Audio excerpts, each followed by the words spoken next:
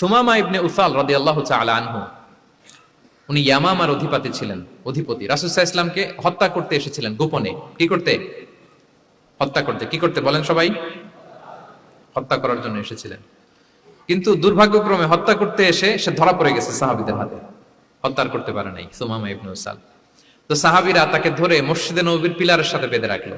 বেঁধে রাসূল সাল্লাল্লাহু আলাইহি ওয়াসাল্লামকে ডাকলো।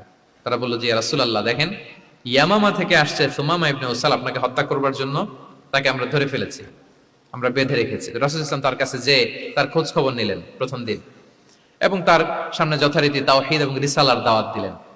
ফিরে আসলেন। ফিরে এসে সাহাবাদেরকে বললেন, তোমাদের ঘরে ভালো রুটি আছে কার কাছে? রুটির কালেকশন, আটা পিষে রুটি বানাতে পারবে। একজন বলল আমি। বললো যে এটা সুমামাকে দিয়ে আস। তো দিয়ে আসলো। আরেকজন বললো ভালো তাজা খেজুর আছে কার কাছে? এক সাহাবী বললেন আমার কাছে। রাসূল ইসলাম বললেন যাও, এটা সুমামাকে দিয়ে আসলেন। এরপরের দিন রাসূল ইসলাম যে আবার ইসলামের সৌন্দর্য, মাহাসিন আহকামি শারিয়া, ইসলামী শারিয়ার যে বিউটি অফ ইসলাম, এটা তুলে ধরলেন। ইসলামের যৌক্তিকতা তুলে ধরলেন। সে অবাক হতে লাগলো যে কিরে, যুদ্ধবন্দীদের সাথে মুহাম্মদ সাল্লাল্লাহু আলাইহি ওয়াসাল্লাম এবং তার অনুসারীরা এরকম আচরণ করে? সে তো যুদ্ধবন্দী, এত সুন্দর আচরণ।